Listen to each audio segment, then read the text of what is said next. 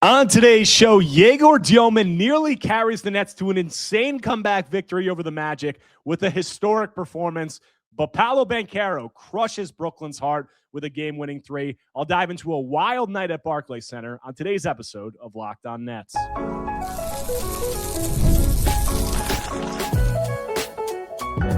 You are Locked On Nets, your daily Brooklyn Nets podcast. Part of the Locked On Podcast Network, your team every day. Welcome in to Locked On Nets right here on the Locked On Podcast Network. Now the number one sports podcast network.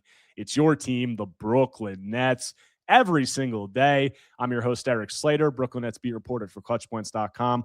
Thank you for making me your first listen of the day. The show is 100% free on all those great platforms. Today's episode is brought to you by FanDuel. Before tip-off, check the FanDuel app and see what's dropping during NBA Happy Hour every Friday from 6 to 7:30 p.m. Eastern.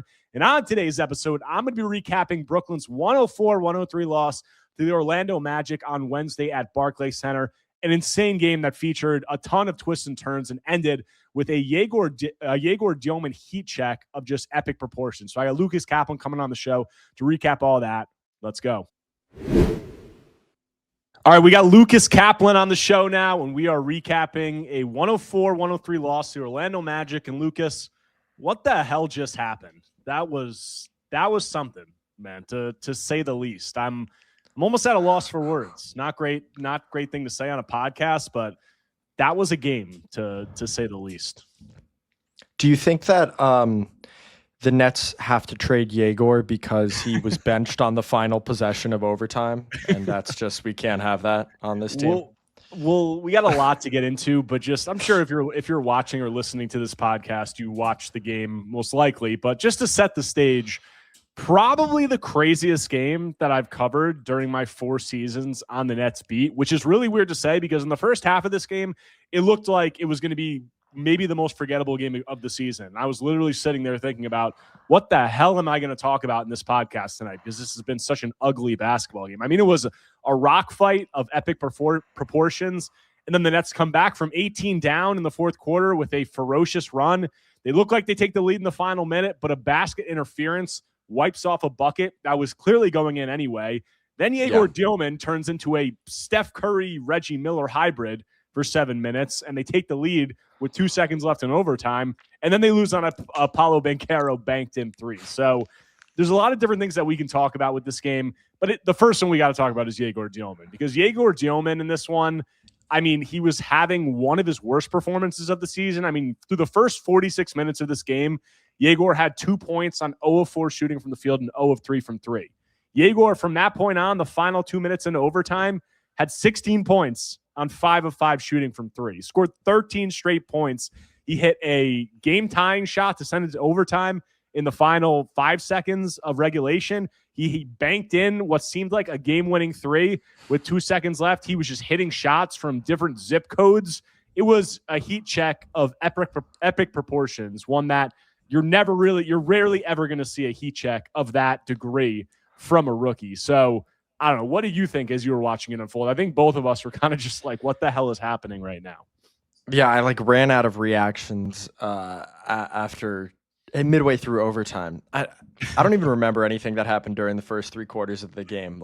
Erik is underselling how unwatchable that game was for 36 minutes. It was one of the worst games of the season, bar none. And then it turned into NBA. The best. It turned in from the worst game of the season in the NBA to the most entertaining finish that you're probably ever going to see. And Egor,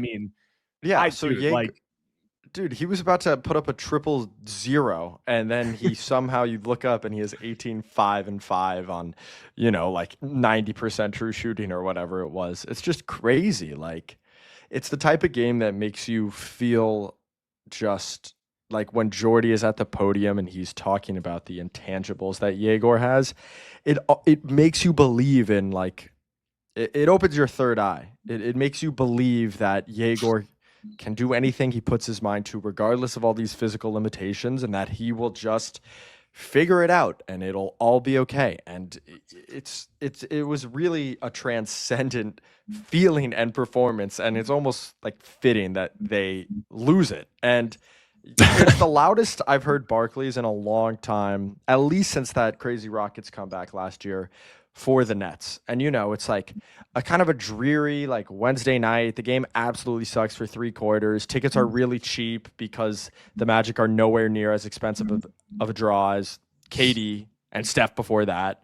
And they just Yegor turned the building into this raucous, like people were falling all over themselves, including Erik and I, just not being able to believe what we were seeing. And I don't know, man, maybe he can shoot. I don't know. Maybe he can shoot. That's going to be the title of this podcast. Maybe he can shoot. No, I mean, I don't think it's a coincidence that the 2 loudest moments in Barclays Center this season that I can remember are Egor Demin clutch threes. The first one is the 3 against the Cavs in the beginning of the season that he hit to cut it to whatever. That was a crowd pop that I hadn't heard in a while in Barclays Center. And then tonight, and I mean, Egor, I haven't seen many rookies, I feel like, that can have a performance, have several performances this season like him, where, struggling, like not making too much of an impact on the game.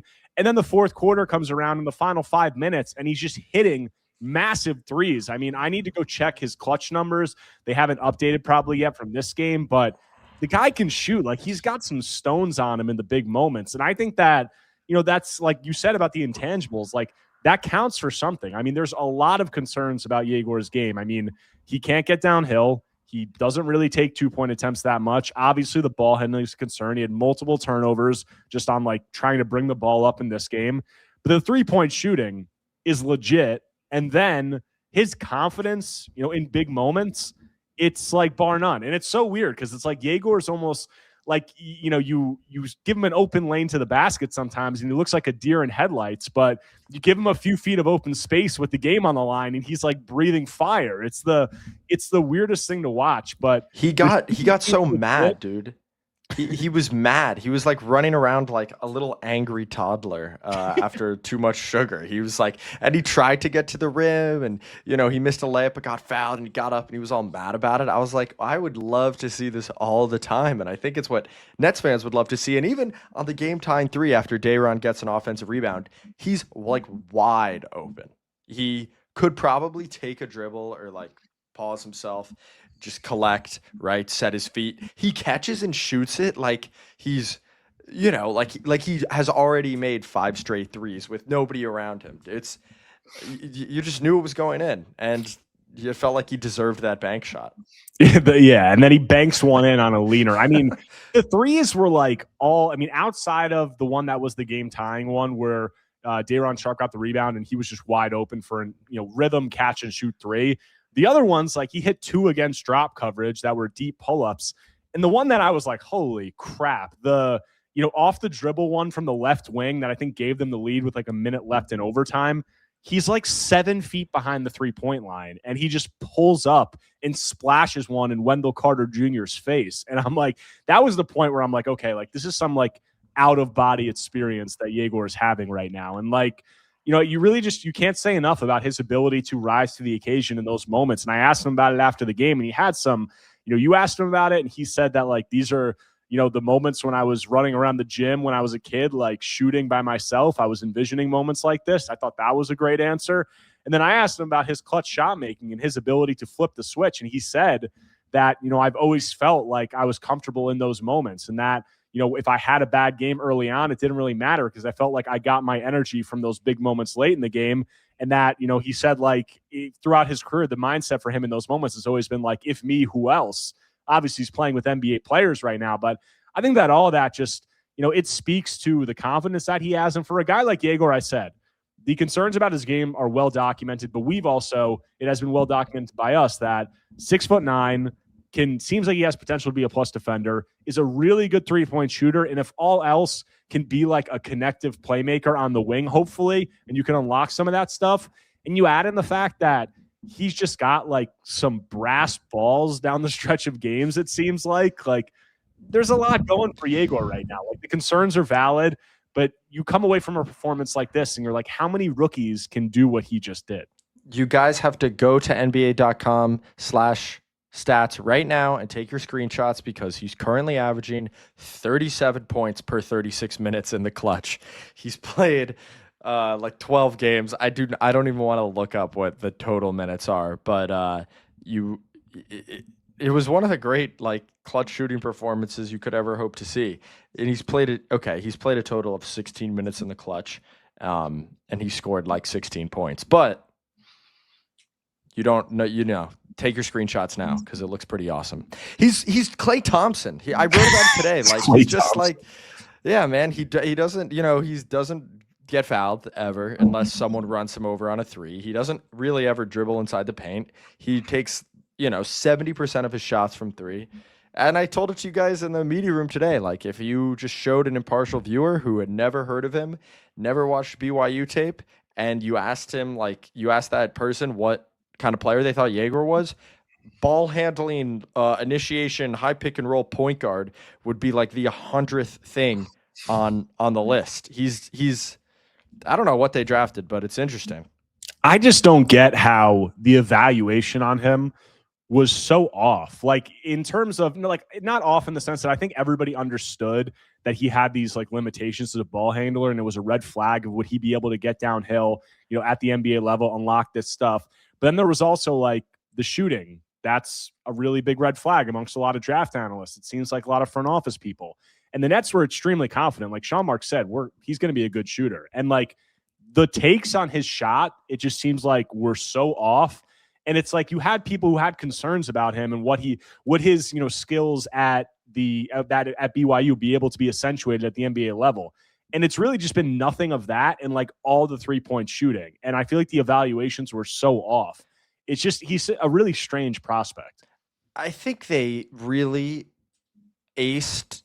I think they really, and we kind of know this because they've said it in public many times, indexed very highly on like the intel side of it and what a hard worker he was, right? And they wanted to buy in on that, and they wanted to buy in, and they did their research on, well, he had a knee injury, right? He had an injury, halfway through last year, and everybody filtering by, oh, look how much he fell off versus top competition. Well, similarly to Dylan Harper, who had that elbow injury in conference play last year and fell off a cliff, right?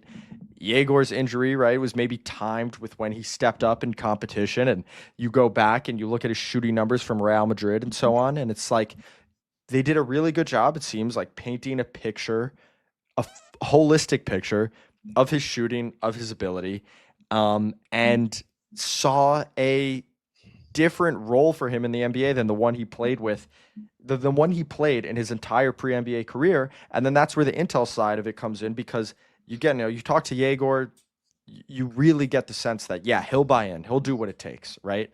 And it just screams to me like holistic scouting process, and they don't want a guy who makes negative plays, and he really doesn't do that a lot, and he can probably fit in a bunch of different lineups.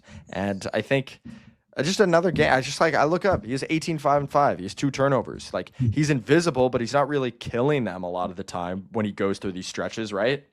Yeah, no, I mean, I would agree. And I would just say that, a strange performance from Egor, but one that like we haven't seen it to this degree, but we've seen him have really poor performances and then flip a switch and hit some big shots down the stretch. And for a rookie to not be scared of the moment like that, a major positive. And that is like the major positive takeaway from this game. I mean, in a lot of other seasons where the Nets are actually like going for the playoffs and stuff like that, we'd be like, Paolo Banchero bank 3, and we'd be droning on and on and on about that. And like, we've barely even talked about that because this is a tanking season, and Egor, is the main storyline from this game. Like, there's a lot of other stuff we need to get into, but before we, go to the second segment, just like, where does this rank on like your craziest games that you've watched or covered the Nets? Like, I can't think off the top of my head of many other like crazier finishes. In terms of how like just stupid the whole game, the whole last like 25 minutes were, like, not including stakes or anything like that. Yeah, it's top 5, man. I mean, even that Rockets win last year, right, where they make 2 threes in like 10 seconds or whatever, like you kind of felt it building to something, right? And this came out of nowhere, and the Magic were on the second half of a back-to-back, and they looked it, and the Nets were like weird, and it was just a weird game. In terms of craziness, it was way up there. And as Egor said, like, it was great. I love that part of his quote at the end. He said, the more of these we can play, the better it'll be for everybody. Yeah, and there were a lot of other things going into this game. Michael Porter Jr. had a whale of a game. Noah Clowney struggled, but hit some big shots down the stretch. Day'Ron Sharpe continued to make really big plays. Some guys weren't in the rotation that you would have thought, new starter, all that. We'll get into all that when we continue Locked On Nets after a quick break. Also, we'll answer the question of, is this like not a perfect tank win, but one of the better tank wins that you're probably going to see this season. So we'll get into all that after a quick break. Guys, Fridays already feel different during basketball season, and FanDuel is making them even better. Every Friday night before the games tip off, FanDuel gives fans a new easy way to kick off the weekend with NBA Happy Hour. NBA Happy Hour is your official pregame, a limited time window where special offers drop right inside the FanDuel app before the action starts. Fridays from 6 to 7:30 Eastern, I become appointment viewing with NBA Happy Hour. Opening the FanDuel app during Happy Hour always brings something new, boosts, bonuses, and surprises. It's easy to check the weekly special before tip-off and make a move before the window closes. It adds extra energy to Friday night basketball without overthinking it. So before tip-off, check the FanDuel app and see what's dropping during NBA Happy Hour every Friday from 6 to 7:30 p.m. Eastern. A little basketball, a little action, and a whole lot of Friday energy. That's NBA Happy Hour only on FanDuel, the official sportsbook partner of the NBA. All right, coming back from the break, Lucas Kaplan here, recapping just an insane Nets loss to the Orlando Magic and a lot of different directions that we can go with this, but kind of want to talk about this Nets comeback because I think a lot of guys made contributions and just how insane of a game this was because, you know, I touched on the top quickly, but it was a disgusting basketball game early on. I mean, from the Nets too, like the Nets as a whole, this was kind of like the game that I was expecting to see a lot this season. It's the reason why I was so pessimistic about their outlook going into the year because my expectation was they have all rookie point guards. They have very, very little shot creation. And the offense outside of maybe Michael Porter Jr. or Cam Thomas is just going to look gross. And for 46 minutes tonight, or, you know, less than 46 minutes actually, because they got hot midway through the end of the fourth quarter, but it looked disgusting. Like the rookies were, you know, like 1 of 12 from the field and 0 of 9 from 3 at one point. And it was just Michael Porter Jr. carrying everything. But it's like, I tweeted it, you know, midway through the game, like we haven't gotten too many of these collective stinker performances from the rookies yet. And I thought that we would get more. And we got one tonight. And it was Michael Porter Jr. just carrying. And then Egor Demin gets unconscious. But what do you want to talk about first with the comeback? I think we should probably start with Michael Porter Jr. because he finishes with 34 points in this game. He hit back-to-back huge threes in the fourth quarter to kind of start the run that brought the Nets back. And without him, they're going to get blown out in this game. I mean, I don't even know if you can get blown out because the Magic's offense was just so pathetic. But like Michael Porter Jr. kept them in the game. There was a point in this game where I think Michael Porter Jr. towards the end of the first half had more points than the entire Nets team, like all of his teammates besides him. So he just continues to play at an extremely high level, and he kept the Nets in this game pretty much the entire game, and then Egor Demin, you know, took the reins and closed it. I know I'm just looking at this box score. I know it's like everybody's dumping on Paolo, but that was like the worst 30, 14, and 6 game I've ever seen in my life. I was he had about 9 to turnovers, say, by the way. Yeah, he had 9 turnovers, but it's like, what a weird game for Paolo where he's already like, he had a really crappy game in Washington the night before. And like, you look at this box score, whatever you said is 34-9 or whatever with a game winning shot. Like it would be one of the highlight moments of his career. And I walked away. I'm like, I said it to you multiple times throughout the game. I'm like, I think Paolo kind of looks like shit tonight, I feel like. But then I look up and he's got, 17 points on 7 of 12 shooting. But yeah, it was a weird game from Paolo.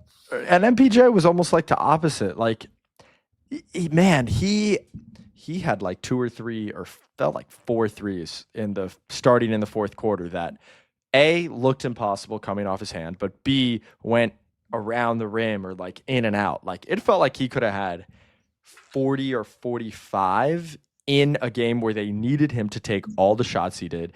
And in a game where they needed every second of overtime to scratch and claw to 100 points. I mean, he was just unbelievable today in terms of the load that he's able to carry without really dribbling at all.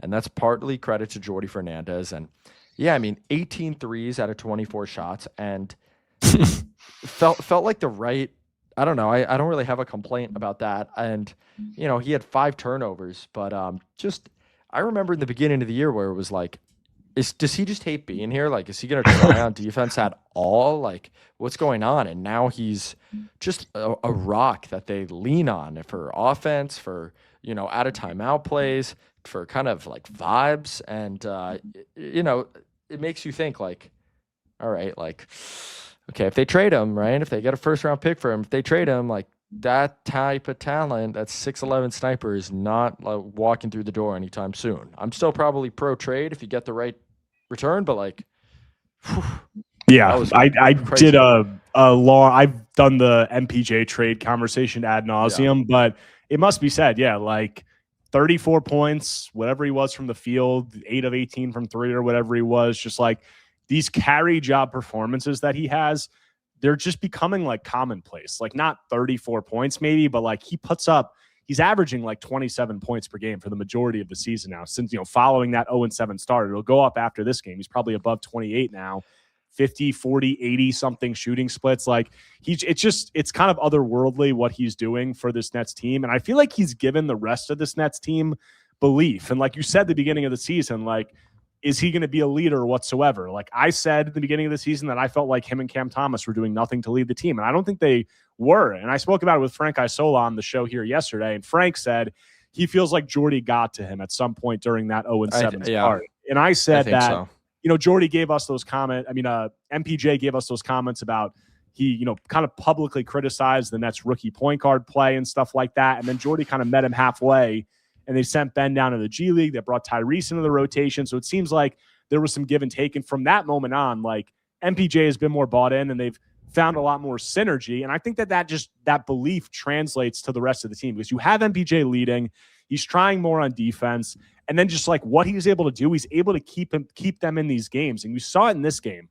Like he keeps them in the game and then they start to have belief. And then the fourth quarter run starts to come. Like they're starting in the fourth. I mean, they were bothering Orlando with their length on defense the entire game, but like they really start to clamp down. They start to hit some shots down the stretch. Like Noah Clowney, who's been struggling the whole game, hits a couple of really big shots in the fourth quarter. Hits like a fadeaway ISO jumper in the lane to tie or give them the lead. And then, hits another huge shot that gets waved off because of the Daron Sharp basket interference where it's like, we were going to talk about this in the final segment, but like it felt like there was almost a force where it feels like everything in the universe has been going against the Nets tanking and getting a high draft pick over the last year and a half. This year, maybe this is the start of something new where there's like a force in the universe, some karma. The basketball gods are coming in.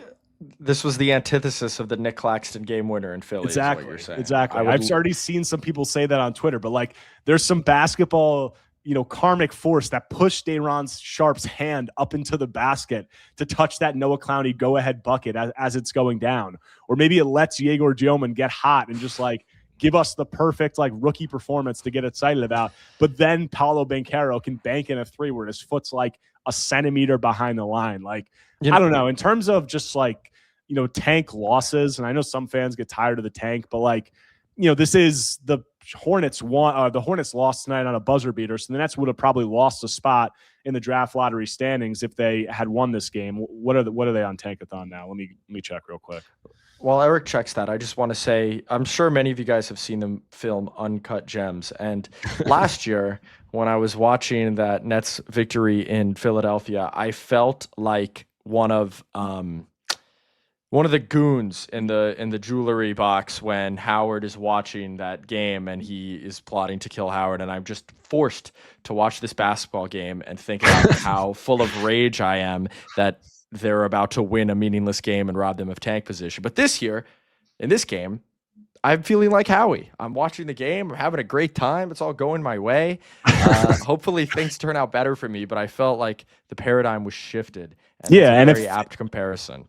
Yeah, and I checked the Sixers game last year. Yeah, if they would have won this game, they would have fallen to 6th in the draft lottery standings. And obviously, there's a lot of season left, but like they stay in the spot where they were. And like it's not a perfect tank loss because all the rookies outside of Egor looked like shit in this game, frankly.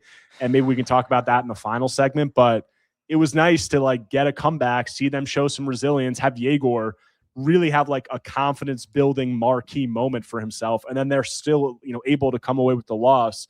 But a couple of other things I want to talk about with the comeback, like Noah Clowney showing the resilience. Day'Ron Sharpe, man, like didn't have a big game number-wise, but got the start because Nick Claxton was on a minutes restriction after missing the last 2 games due to personal reasons. And Day'Ron comes into this game, he just continues to make winning plays. Like the game-tying 3 that saved the game for the Nets or put them in a position to go into overtime. Michael Porter Jr. puts up a crazy 3, and Day'Ron Sharpe's at the top of the key, and I think it's Wendell Carter Jr.'s on him, and he just like sidesteps Wendell Carter Jr. and just beelines to the rim and skies above like 5 people to grab this offensive rebound with 5 seconds left, and then throws a perfect pass back out to the top of the key to Egor Demin, who catches it in rhythm and drains a 3. And that's just like, what more can you say about Day'Ron, man? Like I've spoken, after one of Day'Ron's last good games about kind of like the center dilemma that the Nets could be heading towards. I want to do that with you on a coming episode and do the full talk. But like Day'Ron is a player, man, and he's about all the right things, and he makes winning plays like we saw him do down the stretch tonight. It's just kind of how he's wired. Like he just busts his ass during games. And it didn't really feel like his energy dropped off despite playing 30 minutes, which he normally never does.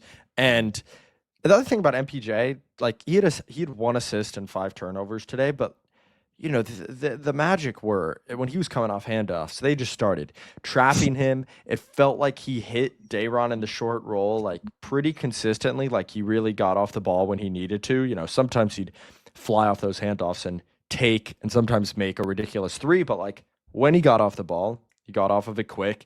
And like the turnovers, there was one, he got fouled and they called a jump ball instead. And like a couple fluke, I felt like push-offs or whatever. But Day'Ron too, man. And you know what? Remember a month ago, I felt like I was on here and I was like, yeah, Nick finally, his on-offs, like they're winning Nick's minutes and losing Day'Ron's for a change after Day'Ron was a plus-minus god the last few years.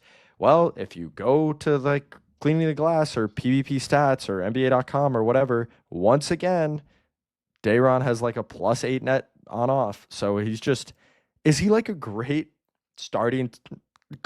very good starting center in the league, hiding in plain sight? Like this is a real possibility we have to start considering. I was muted. Yeah. We might have to do a whole episode on that tomorrow. Like I said to the fans that I was going to do a Fan Take Friday, and maybe we can work it into that. But yeah, we're going to have that discussion because it's a real discussion that the Nets are going to face. The last thing I want to talk about and close this out on is the Nets rookies and also Cam Thomas, because that second unit has become kind of Cam Thomas and the kids. And tonight it was Nick Claxton in there instead of Day'Ron Sharpe. But between, Cam Thomas and the rookies, there weren't really a lot of positives to take out of this game. It was a pretty rough performance. So what did we see from those guys? And what do we think is kind of the move with that unit moving forward? We'll get into all that when we close out Locked On Nets after a quick break. Guys, let's be real. Managing your finances can feel overwhelming between subscriptions you forgot about, bills that keep going up, and trying to figure out where all your money actually goes each month. It's easy to feel like you're losing control. And who has time to track every transaction or hunt down hidden fees? That's where Rocket Money comes in, the personal finance app that helps you take control. It finds and cancels your unwanted subscriptions, monitors your spending, and helps lower your bills each month so you can grow your savings. Guys, I was shocked when Rocket Money showed me I was paying for all of these subscriptions that I completely forgot about. It's already saved me money. I love how it tracks my subscriptions and lets me cancel them right in the app with just a few taps. No more hunting down customer service members. The automatic transaction categorization is a game changer. I can finally see exactly where my money is going each month, and you can set budgets and goals, get personalized insights, and receive real-time alerts for large transactions, upcoming bills, and low balances. So let Rocket Money help you reach your financial goals faster. Join at rocketmoney.com/lockedon. That's rocketmoney.com/lockedon. rocketmoney.com/lockedon.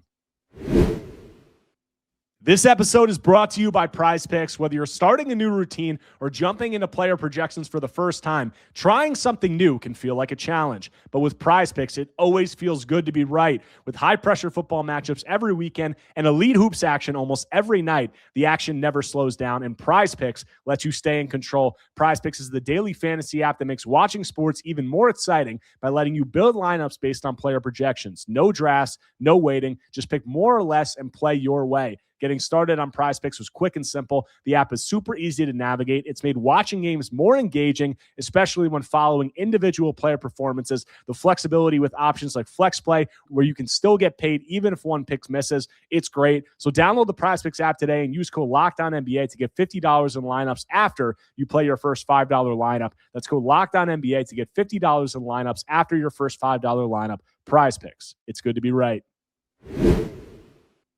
All right, coming back from the break, got Lucas Kaplan here recapping a wild Nets loss to the Orlando Magic, and want to close it out talking about some of the Nets rookies and their struggles, also talking about Cam Thomas. Let's hit on the rookies quickly first. Like, this was, as I said, like outside of Egor Demin, before Egor hit the heat check, this was the performance that I was expecting to get a lot more often that I thought would, kind of by design by the Nets front office. I feel like they expected to get these kind of like stinkers from this group a lot more because they're rookies. I mean, you just look at it collectively. Like, I don't think we need to focus on any one guy too much. I just think that they looked pretty out of rhythm. Like Nolan Traore couldn't hit a three. I think that this is a game where I'm not that surprised that they struggled, the rookies collectively, outside of Egor Demin getting really hot from three. And none of ththese other rookies really had the ability in this game because the Orlando Magic, they're a big physical team. They just have a bunch of dudes out there who look like supersized, like defensive ends on a football team or something. Like Noah Penda and Paolo Banchero look like, they ate 5 Nolan Traores before the game. Like, that's how big those guys are. So I'm not that surprised that the rookies struggled in this game, especially with the way the refs were calling it, because the refs were letting them play. Like, it was a physical basketball game. The thing that is shocking to me about the box score is that it says Drake Powell played like 19 minutes today, and I don't remember a single thing that happened in his minutes. But that's like kind of what I've been saying about Drake. Oh, he had the nice transition take at the start of the game, which, by the way, again, I wrote this week, like, they really are the primary victims of the fact that the Nets are just one of the slowest teams in the league and never run. They're running a little bit more since they've been, improving the defense in December, but like, that is the arena where you see Drake, and even Nolan, like, make their best plays. Again, the only other memorable thing Nolan and Danny did today was they got a steal and Nolan hits Danny with like a behind the back on the break, and Danny gets fouled going up for a dunk. So when they're not in transition, which they almost never are, you kind of fall into this thing, and then, they're playing with Cam Thomas now, who just holds the ball, and dude, we gotta take so long. I'm not gonna talk. The Nets got to do something about that. Like, I'm not trying to like hate on Cam Thomas too much, but that situation has run its course. Like, it doesn't make sense. Like, this was the fear that I had when he was coming back, and I said it why I didn't think that there was really a reason to bring him back. And sure, you could say in a game like this, like, nobody could score, like the second unit would look maybe even worse, but it's like probably, but I would rather watch Danny Wolf go 0 of 9 with 7 turnovers and 4 assists, It's just also like, I spoke about this with Frank on the game yesterday. Like, there's been no shortage of, Cam Thomas stuff lately because of the answer that he had to your question, the no comment. The last game, he looked completely checked out, and then he looked completely different in the second half and turned it on in the second half. But in this game, like, I was looking at the Nets bench down the stretch as all of this craziness was unfolding. There were several possessions down the stretch where every Nets player on the bench was on their feet, standing by the corner, waiting to see what happened on the next play, because it was, the end of the game and the game was in the balance. And there was one Net who was sitting on the bench or like standing 8 feet behind all of them, and that was Cam Thomas. And he's obviously mad that he's not on the court. I don't know what they're doing here. Like, I know I do know what they're doing here. I mean, like, what are they going to do? Are they going to just say, they're going to try to send find him home? Yeah, like, they're going to try to find a trade for him, obviously. So I guess until the trade deadline, you're kind of like, they kind of just need to play this out, but it's just so clearly like run its course. And it's just, I mean, I actually appreciate, like, I think Cam was trying to pass a little bit more in this game. I think he was trying to adjust the way he does things a little bit. Like, what did he have? He had 4 assists and 3 turnovers. A bunch of guys like Nolan Traore missed several like kickouts to him that he could have, made threes against his own defense that would have turned into assists. So like, he's trying to pass more, I guess, but it's just like, it's just slow. It's just ball pounding. And hey, well, if they trade him, then what are we ever going to talk about? You might have to shutter the windows on the show. But Nolan, these rookies, sometimes you just feel like, which is fine, you know, they're late first round picks. They're all like in the mid to late 20s. Nolan's number 19. He's small, you know, he's down to shooting like probably, I think like 31% from the floor on the season. Drake was one of the lowest usage first round picks ever. Danny had all these concerns, and like, there is going to be a lot of games where we don't have much to talk about because they're just figuring it out like from the ground up. And you know, that's true regardless of what they're playing with Cam or if they're playing with, you know, LeBron James. Like, it was just one of those games. And even with Egor, like, I sometimes get ahead of myself, and I'm not saying you do or anyone specifically does, but like, as our colleague Brian Lewis always says, let's revisit this like when it's next All-Star break in 2027. And this was a game where you feel like, oh man, okay, well, let's zoom out and take it month by month, you know, with these guys. Yeah, and it definitely. And I mean, all these guys, like all the rookies that struggled today, it's just, you're not going to know, you know, for years for a lot of these guys. Like Danny Wolf is the oldest one, so we'll see with him. But like, they're 19 years old. That's why there's another conversation to be had about the Nets timeline. Like, we're talking about next season, then trying to make this jump towards being competitive because they have this swap. It's like they have 4 rookies, and I guess you could say 5. You include Danny Wolf, who are multiple years away, and they're going to bring in another rookie, at least one in this coming draft, who's also going to be multiple years away. So how are we like making this jump into contention? Yeah. Like that's a whole another conversation that we're going to save for another podcast. But any last thoughts you want to throw in about this game before we close this out? That was crazy. I don't know. It's like, you got to just believe in Egor, man. I don't know. Like, I can't tell if I'm fighting it or if like my concerns are valid or if I do believe or if I don't believe, but something compels me. And it was nice to see him get mad. I hope the power of Egor compels him. It does. You know that video of that like Jaguars defensive tackle where asking like staffers to slap him in the face before he goes out and plays? Egor needs that. Whatever it takes to get him this mad, man. Like, but he's only that mad. He's only that mad when he's shooting a 3. It's not like when he's going to the basket. It's just after he makes a 3. I don't know. I think to close this out, the Egor experience, it's confusing, it's perplexing, but it's cool, and it's been fun for a lot of the season. So enjoy the ride. Enjoy this Nets performance that I think you got a really positive thing out of Egor, and you still got the loss that I think helps them, obviously, in the tank conversation. So I think a good night for the Nets and an entertaining one, especially for, you know, this podcast, and I think a lot of people who will be listening to this. But Lucas, appreciate you taking the time. We're going to have you on tomorrow and hopefully on Friday also. So got a lot more to talk about with this Nets craziness, but appreciate taking the time as always. That does it for today's episode of Locked On Nets. Hope you guys enjoyed the talk with Lucas about a wild night at Barclays Center. If you do not already, make sure to subscribe to Locked On Nets on YouTube and wherever you get your podcasts, whether Apple Podcasts or Spotify. If you enjoy the content, take a second, smash that like button, leave a comment, leave a 5-star review. Anything you could do to engage is much appreciated. The Nets got a day off. They're going to be back in action on Friday at Barclays Center, so I'll have coverage of all that and more when I'm back tomorrow talking more Brooklyn Nets basketball.